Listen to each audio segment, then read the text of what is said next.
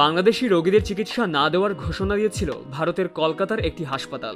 এবার একই পথে হাঁটল ত্রিপুরার আগরতলায় অবস্থিত আইএলএস হাসপাতাল।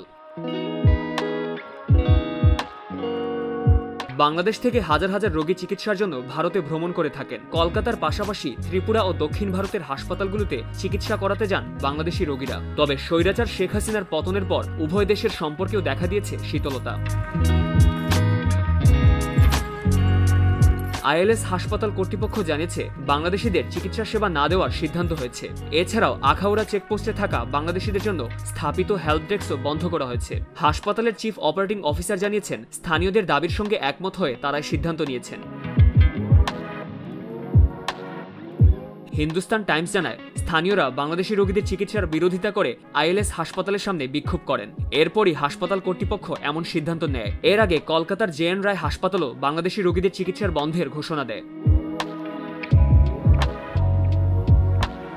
শেখ হাসিনা সরকার পতনের পর থেকেই বাংলাদেশ ও ভারতের মধ্যে সম্পর্কের অবনতি ঘটে। 5 আগস্ট ছাত্র জনতার আন্দোলনের মুখে শেখ হাসিনার নেতৃত্বাধীন সরকার পতনের পর তিনি ভারতে পালিয়ে যান। পরে গণহত্যার দায়ে অভিযুক্ত হয়ে তার বিরুদ্ধে গ্রেপ্তারি পরোয়ানা জারি করা হয়। এসব ঘটনার পর থেকে দুই দেশের মধ্যে সম্পর্ক আরও তিক্ত হয়েছে।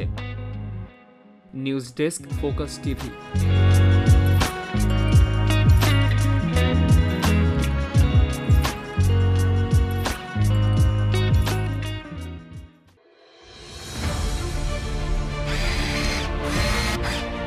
আলোতে থাকুন, ফোকাসে থাকুন, হাত রাখুন প্রজন্মের হাতে।